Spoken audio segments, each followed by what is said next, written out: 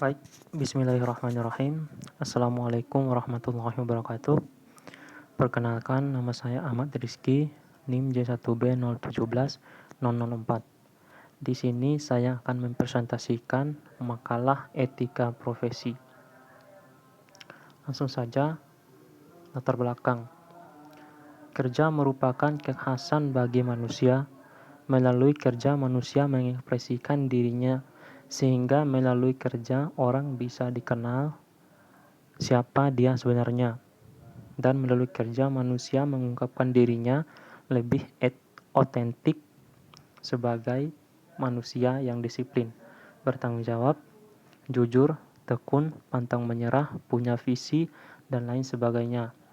Atau sebaliknya, tidak disiplin, tidak bisa dipercaya, tidak dapat diandalkan, tidak bertanggung jawab, dan lain sebagainya. Dunia kerja merupakan sarana bagi perwujudan sekaligus pelatihan diri untuk menjadi semakin lebih baik. Untuk lebih mendalami mengenai dunia kerja, perlu lebih mendalami topik-topik yang berkaitan dengan peningkatan kualitas diri pribadi sebagai seorang pekerja maupun sebagai seorang profesional. Untuk pembahasan yang pertama, pengertian etika profesi. Di sini etika menurut bahasa kuno Yunani, etikos berarti timbul dari kebiasaan. Etika di sini adalah suatu di mana dan bagaimana cabang utama filsafat yang mempelajari nilai atau kualitas yang menjadi studi mengenai standar dan penilaian moral. Etika mencakup analisis dan penerapan konsep seperti benar, salah, baik, buruk, dan tanggung jawab. Etika profesi adalah suatu ilmu mengenai hak dan kewajiban yang dilandasi dengan pendidikan keahlian tertentu. Dasar ini merupakan hal yang diperlukan dalam beretika profesi, sehingga tidak terjadi penyimpangan-penyimpangan yang menyebabkan ketidaksesuaian. Profesionalisme sangat penting dalam suatu pekerjaan. Bukan hanya loyalitas, tetapi etika profesilah yang sangat penting. Jika kode etik profesi tidak ada, maka akan semakin banyak kesalahan atau terjadi pelanggaran.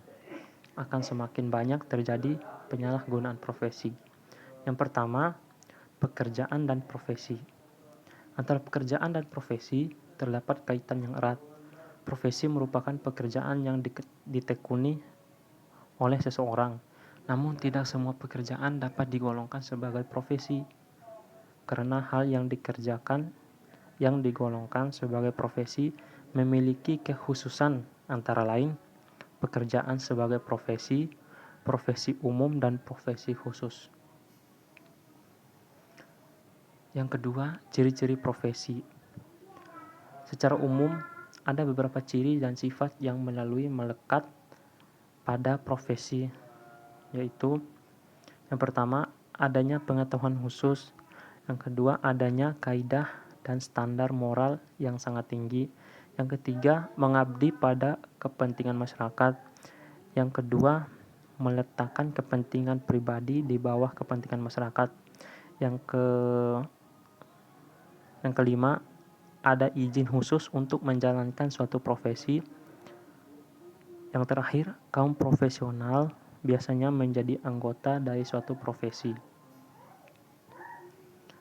Yang ketiga, ciri-ciri profesi. Ciri-ciri profesi ini ada 3. Yang pertama, yang ketiga, prinsip-prinsip profesi. Adapun prinsip profesi ini ada 3. Yang pertama, prinsip tanggung jawab. Yang kedua, prinsip otonomi. Dan yang ketiga, prinsip keadilan. Selanjutnya, kode etik profesi. Kode etik dapat diartikan sebagai tingkah laku moral suatu kelompok dan dalam masyarakat dan merumuskan secara tertulis dan diharapkan akan dipegang teguh oleh masyarakat anggota suatu kelompok yang berfungsi sebagai penyeimbang atas sisi negatif yang mungkin timbul dari suatu profesi, menjadi kompas penunjuk arah moral dan sekaligus penjamin mutu moral profesi itu di mata masyarakat. Untuk poin B, fungsi kode etik. Untuk kode etik ini merupakan sarana untuk membantu para pelaksana sebagai seseorang yang profesional supaya tidak dapat merusak etika profesi. Kode etik profesi juga memberikan pedoman bagi setiap anggota profesi tentang prinsip profesionalitas yang digariskan. Maksudnya bahwa dengan kode etik profesi, pelaksana profesi mampu mengetahui suatu hal yang boleh dilakukan dan tidak boleh dilakukan. Yang poin C, unsur-unsur etika dan kesusilaan. Yang pertama, unsur-unsur pokok etika.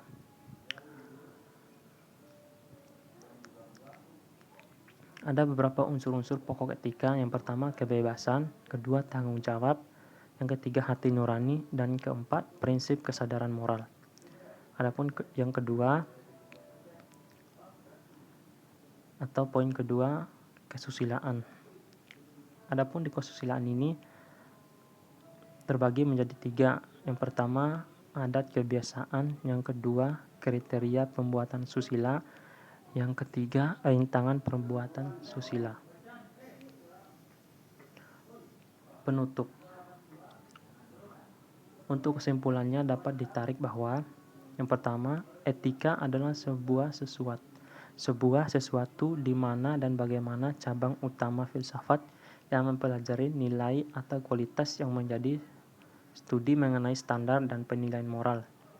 Yang kedua, ada 3 pokok yang merupakan fungsi dari kode etik profesi, yaitu memberikan pedoman bagi setiap anggota profesi tentang prinsip profesionalitas dan yang digariskan, sarana kontrol sosial bagi masyarakat atas profesi yang bersangkutan, dan mencegah campur tangan pihak yang luar organisasi profesi tentang hubungan etika dalam keanggotaan profesi.